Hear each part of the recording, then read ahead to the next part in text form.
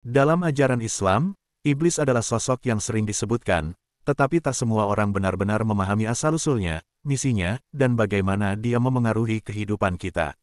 Dari makhluk yang dulunya mulia hingga menjadi simbol keburukan, iblis mengajarkan kita banyak hal tentang keimanan, kesombongan, dan perjuangan melawan hawa nafsu. Siapakah sebenarnya iblis? Bagaimana dia menjadi musuh utama manusia?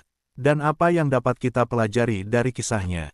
Mari kita telusuri kisah penuh pelajaran ini. Sebelum penciptaan manusia, Allah telah menciptakan makhluk lain, malaikat dari cahaya, dan jin dari api.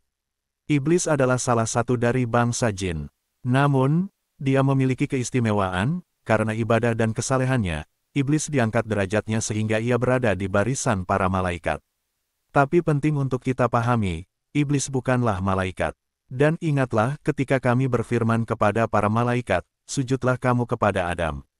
Maka mereka pun bersujud kecuali iblis. Dia adalah dari golongan jin, maka ia mendurhakai perintah Tuhannya. Merupakan potongan ayat Al-Quran, Al-Kahf. Meskipun iblis berada di tengah malaikat, dia memiliki sifat dasar jin, kebebasan memilih. Dan pilihan inilah yang menentukan nasibnya kelak. Kisah kejatuhan iblis dimulai ketika Allah menciptakan manusia pertama, Nabi Adam AS, dari tanah. Allah memerintahkan semua malaikat untuk bersujud kepada Adam sebagai bentuk penghormatan, bukan penyembahan. Semua malaikat patuh, kecuali iblis. Yang potongan ayat dalam Al-Quran Surat Al-Baqarah. Dan ingatlah ketika kami berfirman kepada para malaikat, sujudlah kamu kepada Adam, maka mereka pun bersujud kecuali iblis. Ia enggan dan menyombongkan diri, dan jadilah ia termasuk golongan yang kafir. Iblis menolak karena kesombongan. Dia merasa dirinya lebih baik daripada Adam. Iblis diciptakan dari api, sementara Adam dari tanah. Dalam pikirannya, api lebih mulia daripada tanah. Kesombongan inilah yang menjadi dosa pertama dalam sejarah penciptaan, yang merupakan potongan dialog dari surat Al-A'raf. Allah berfirman, apa yang menghalangimu untuk bersujud kepada Adam ketika aku memerintahkanmu? Iblis menjawab, aku lebih baik darinya.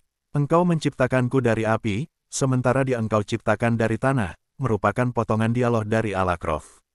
Karena pembangkangannya, Allah mengusir iblis dari surga. Namun, ini bukan akhir dari kisahnya. Iblis memiliki permintaan khusus kepada Allah.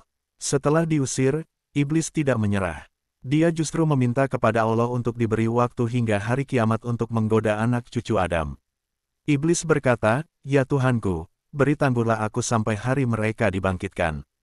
Allah berfirman, sesungguhnya kamu termasuk yang diberi tangguh, sampai hari yang telah ditentukan waktunya. Iblis berkata, karena engkau telah menetapkan aku sesat, pasti aku akan menjadikan mereka memandang baik perbuatan maksiat di muka bumi, dan pasti aku akan menyesatkan mereka semuanya, kecuali hamba-hambamu yang terpilih.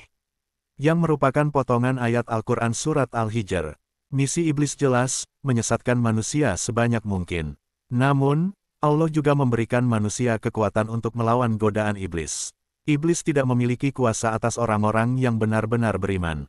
Sesungguhnya, Syaitan itu tidak memiliki kekuasaan atas orang-orang yang beriman dan bertawakal kepada Tuhannya. Yang merupakan potongan ayat Al-Quran Surat An-Nahl ayat 16. Iblis menggunakan berbagai strategi untuk menyesatkan manusia.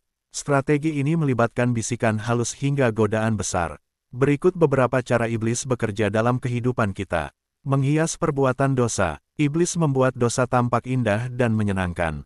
Sesuatu yang salah terlihat benar, sesuatu yang haram terlihat menarik.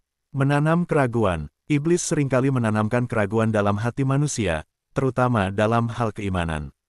Menggoda melalui hawa nafsu. Dia memanfaatkan kelemahan manusia, cinta terhadap dunia, harta, dan kekuasaan. Menunda kebaikan. Iblis membisikkan bahwa kita selalu punya waktu untuk bertobat, sehingga kita terus menunda untuk berbuat baik. Namun, kita juga diberi alat untuk melawan iblis. Salah satunya adalah zikir dan ibadah yang konsisten. Kisah iblis memberikan banyak pelajaran penting bagi kita. Kesombongan adalah awal kehancuran. Kesombongan iblis menjadi penyebab utama kehancurannya. Maka dari itu, kita harus selalu rendah hati di hadapan Allah dan sesama manusia. Pentingnya ketaatan. Iblis adalah contoh nyata bahwa satu dosa besar, jika tidak disertai dengan taubat, dapat menghancurkan segalanya. Godaan adalah ujian. Hidup adalah medan ujian. Iblis hanya bisa menggoda, tetapi pilihan ada di tangan kita. Iblis adalah musuh yang nyata, tetapi dia juga menjadi alat ujian bagi kita. Dengan iman yang kuat, doa yang tulus, dan amal yang baik, kita dapat melindungi diri dari godaannya. Allah telah memberikan kita semua panduan untuk melawan iblis, dan tugas kita adalah mengikutinya.